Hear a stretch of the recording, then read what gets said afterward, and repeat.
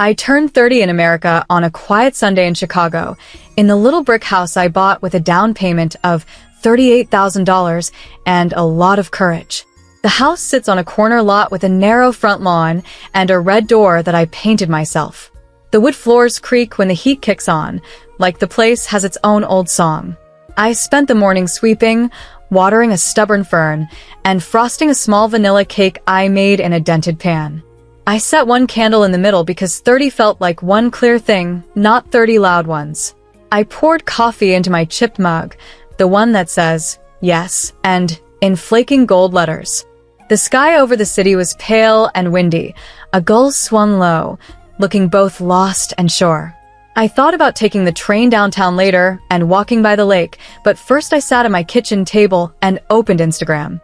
I thought I would post my cake and maybe a line about how it's okay to stand alone. Instead, I saw my family in Paris. They had tagged themselves at the Eiffel Tower, which stood behind them like a bright iron crown. My mother, Linda, wore her navy coat and her soft smile. My father, Michael, had his arm around my sister, Chloe, who did a dramatic tilt to the side like she was the star of the picture. They were surrounded by blue winter sky and strangers who had wandered into their frame. The caption said, "A wonderful day for a wonderful family." The words were neat, plain, and heavy. I looked for my name, my face, any trace, and found nothing. There were 3 hearts from relatives in Ohio, and a dozen comments from friends back home who still thought we were close. I set the phone down and blinked hard. The house was so quiet that for a second I thought I could hear the snow out there on someone else's street, even though Chicago had dry sidewalks today. I picked up the phone again and typed a single word under the photo. Why? My finger hovered, ready to delete it, like I had done 100 times in other moments. But I pressed send. The word went blue and small. The room seemed to grow larger around me, like the walls leaned back to listen. I cut a thin slice of cake and ate it standing at the counter. The sugar tasted like a stubborn promise. A few minutes later, my phone buzzed. It was my father, replying on the same thread where our aunts and old neighbors could see it. "We didn't want to waste our time on a clown," he wrote. A clown. He chose that. It was the kind of joke he made when I was 12 and forgot to pass the salt, the kind that landed with a smile and a bruise. My face went warm. The house hummed. I looked around at the shining sink, the folded dish towel, the coat I had hung on the chair last night. You can live alone and still feel seen by your things, and you can stand in a crowd and feel erased. I chose my things. I chose myself. I didn't cry. Not then. I felt a slow wave and then a strange calm. It was like someone had turned off a machine that had been grinding in the background of my life. I typed back, "Surprise waiting for you," and set the phone on the table. I meant it. I wasn't sure what shape the surprise would take. I just knew this was the day I would stop making myself small so that other people could stretch out. I rinsed my plate and ran hot water until the steam rose up from the sink. I could hear the radiator ticking in the front room, the familiar Chicago song of heat and metal. I went to the bookshelf and pulled out a slim folder with "Trust, Olivia" written on the tab in my own careful hand.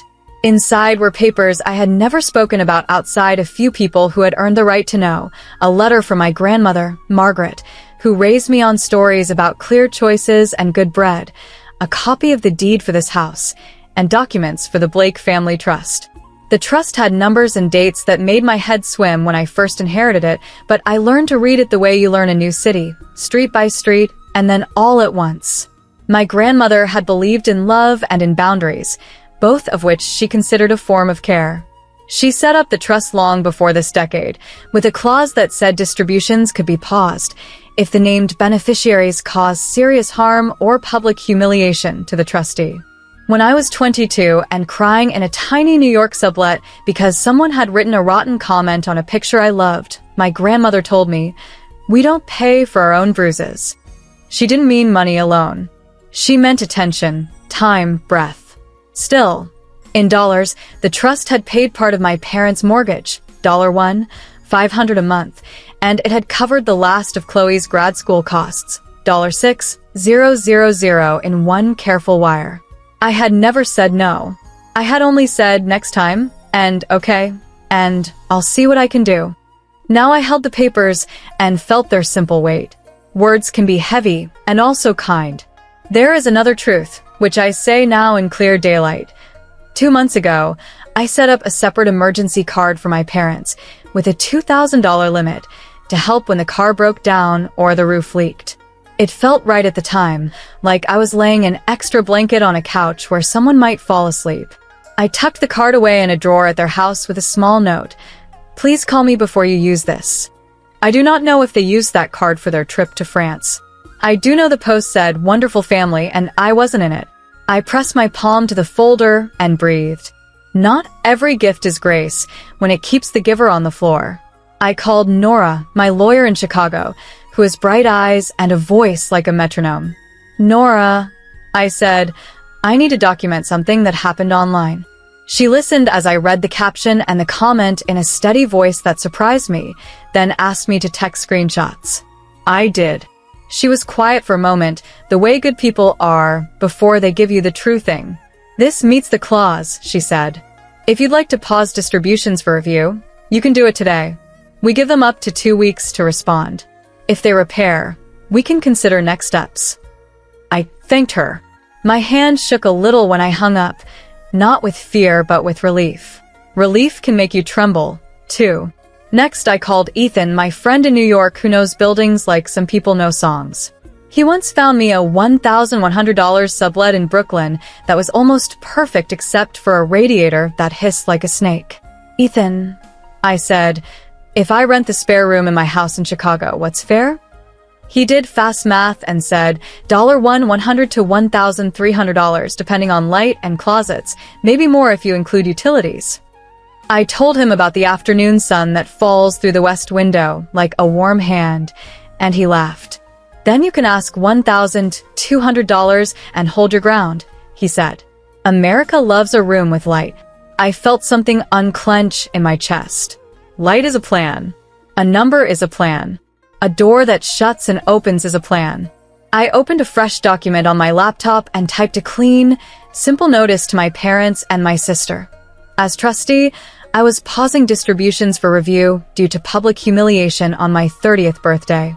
I put the date in the corner like a flag. I added a second note that the emergency card would be closed as of today, that any outstanding charges must be paid by the cardholders, and that I would be happy to talk after a short cooling-off period. My words were plain. Plain isn't cold. It's honest. I drafted a third note with an idea for repair, a written apology, a plan for family therapy, 6 sessions in America, in Chicago, New York, or Boston, and a promise not to make jokes that hit like stones. This is not punishment, I wrote. This is care with edges. When I read the line back, I felt taller, not bigger. Taller, like I could see a little farther over the roofs of my block. I sent the screenshots to Nora and the letters to my family by email. Then I printed the letters, slid them into stamped envelopes, and walked them to the blue box on the corner, where the metal is always colder than you think. On the way home, I bought a small bouquet for $12 from a stand outside a deli and put the flowers in a jar on my kitchen table. I lit my birthday candle again and made a small wish I can share, that I will not trade myself away to be loved. The phone buzzed once, then again. I didn't look. I washed the knife, dried it, and set it in the drawer. I stood at the window and watched a boy ride past on a bike with a milk crate tied to the front, a look of joy on his face like the street belonged to him. Maybe it did. Maybe this is what 30 is. Claiming your street. That night, I slept with the door of my room cracked open so the house could breathe with me. I dreamed of trains running east toward New York and north toward the lake, of bridges across a dark river, of my grandmother's hand warm in mine as she said, "Stand where you can see your life." I woke before dawn, made tea, and checked my bank app. The numbers sat there like calm stones. Checking, savings, the small emergency fund I had built from steady work. I added a line to my notebook. List spare room today, $1, $200, utilities included. I wrote another. Therapist search, Chicago, 2 weeks. There is a strange peace in naming the steps that will carry you. The light grew. The floor creaked. Somewhere in Europe, My family posed under bright Paris sky and wrote words that did not include me. Here in America, in my own house, I wrote my first reply that truly did. The morning after my birthday, Chicago felt washed and new, like the streets had been rinsed in cold water. I brewed coffee and opened my laptop at the little table by the kitchen window. The jar of flowers from yesterday leaned toward the light. I pulled the folder marked Trust, Olivia back into my lap, and I read every page again, slow and steady, the way you read a map when you don't want to miss a turn. My grandmother's note was on top. Love needs edges, she had written in her fine hand. Edges keep love from slipping off the table. I touched the ink and felt calm. I wrote 3 notices in plain words so there would be no confusion.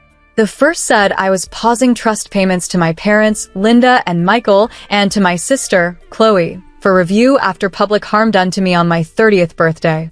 The second said the emergency card I had opened months ago would be closed as of noon today, and that any remaining charges would need to be paid by the cardholders. The third was not a punishment. It was a path. It said we could restart support when they met 3 steps. A written apology sent to me and to the same people who saw the post. A plan for 6 family therapy sessions with a licensed therapist in America, in Chicago, New York, or Boston, and a promise, signed and dated, that there would be no more jokes that bruise in public.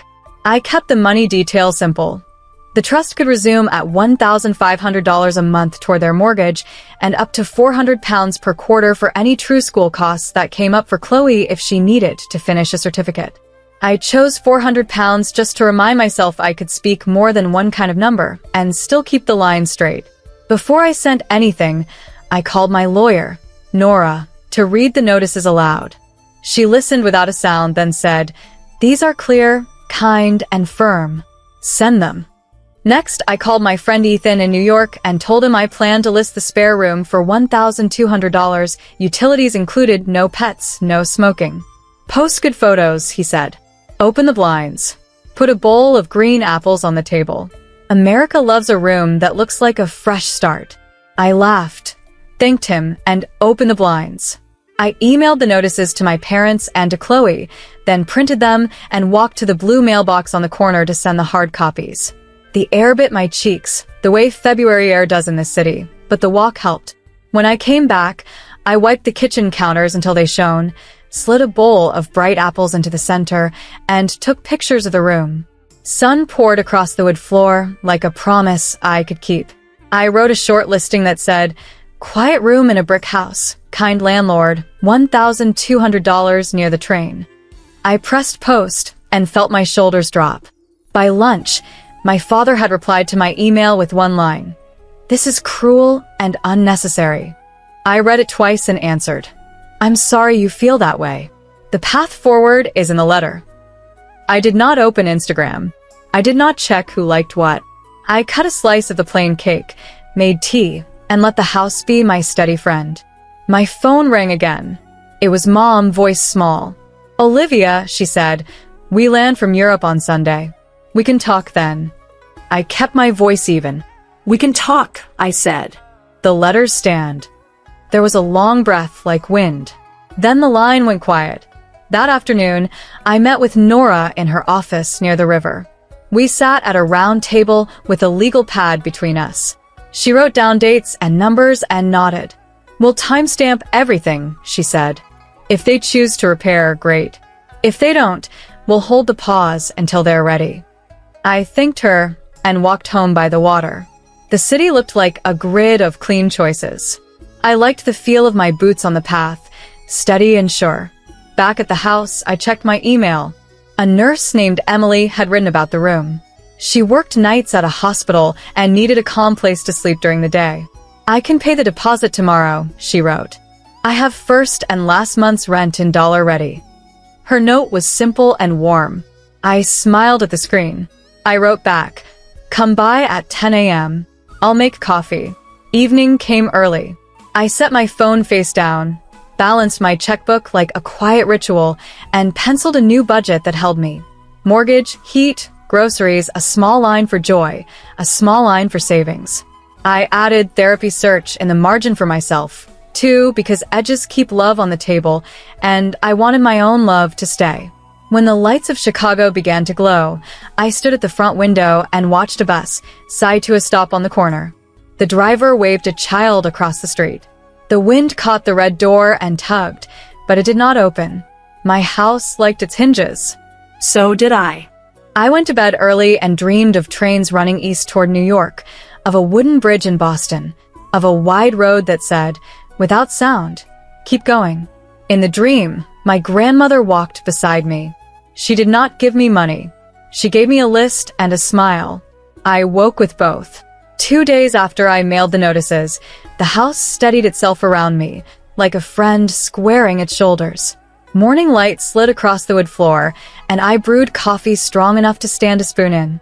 Emily arrived at 10 a.m. with a small suitcase and a warm smile. Night shifts, she said. I need quiet. I showed her the spare room, the clean sheets, the window that catches a ribbon of sunset. She looked at the red door, then at me. It feels safe. She handed me $2,400 in neat bills first and last month, and I wrote her a receipt. Welcome, I said and meant it. She pinned her hospital badge to a corkboard and tucked a photo of her mom beside it.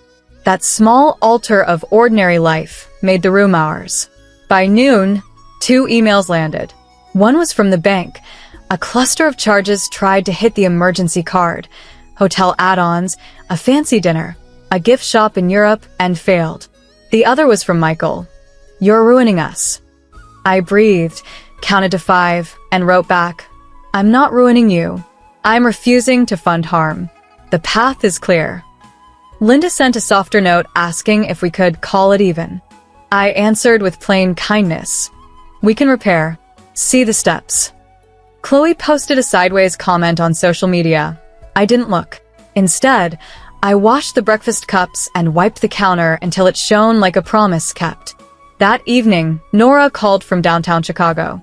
All documentation is filed, she said. 2 weeks for response. I took the train to New York the next day for a short work stint, a stipend of $3,000 waiting like a wind at my back. The city's rush met me with ordinary mercy, steam from a grate, a bakery doorbell, a stranger's brief smile. In America, I thought, you can be alone and not abandoned. I sent one final message home. The door is open with terms. Then I slept and the house, mine, even across miles, slept with me. 2 weeks later, I was back in Chicago, my suitcase half-packed on the bed and the red door propped open to let in a thin line of afternoon air. Emily had left early for her night shift, and the house was quiet but alert, like it knew the hour was coming. I had laid out copies of everything on the coffee table.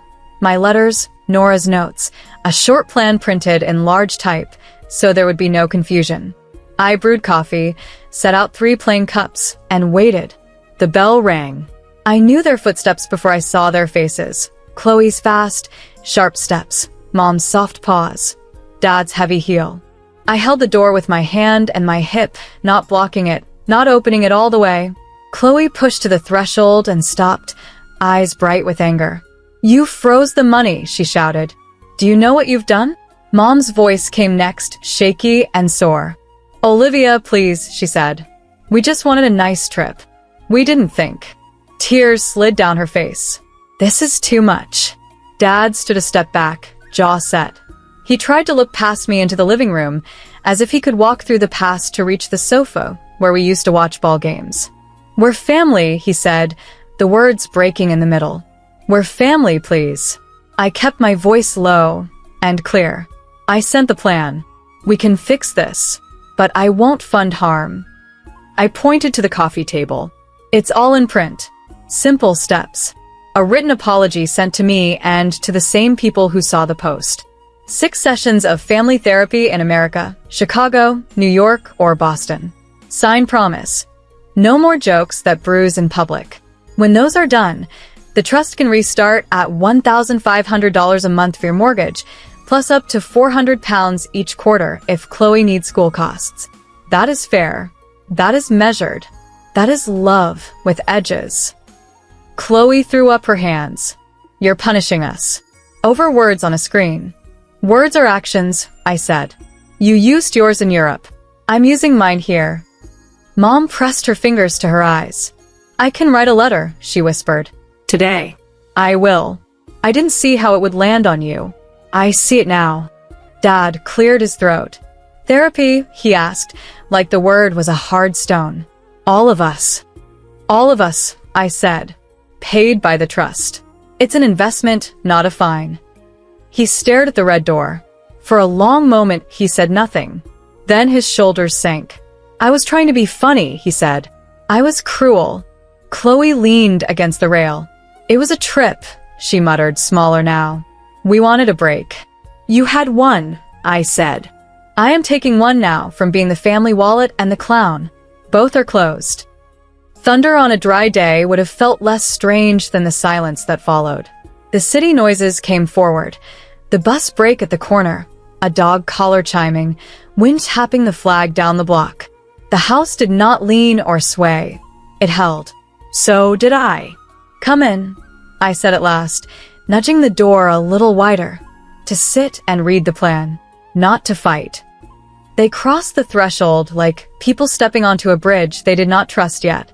They sat. I poured coffee. Dad wrapped his hands around the cup like he was cold. Mom studied the paper. Chloe scanned for traps and found none, only clear lines. We can do 6 sessions, Mom said.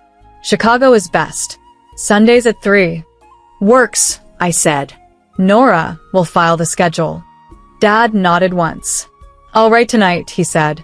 I'll tell them I hurt you. I'll ask them to take the post down and say why. Chloe stared at the budget line. Pound 400? She asked with a weak smile. Since when are we British? Since I decided I can use pounds or dollars and still be myself, I said. It reminds me I have choices. She looked at me for a long beat, as if seeing a new shape. I'll write too, she said at last. It won't be pretty, but it will be true.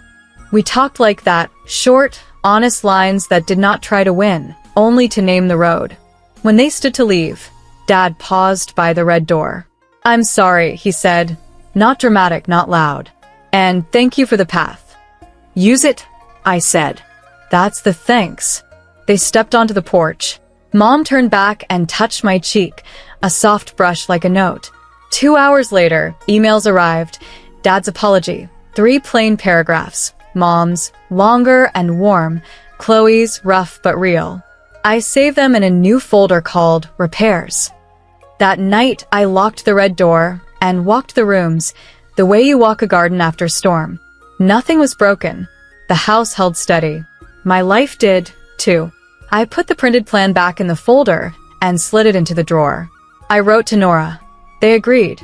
We'll begin on Sunday. After that, I packed the last shirt for my short New York stint and set the suitcase by the hall. I stood at the window and looked toward the blue edge of evening over the city. In America, in this small brick house, I chose the kind of love that stays on the table because the table has edges. Then I turned off the light and slept like a person who had walked to the center of her life and decided to live there.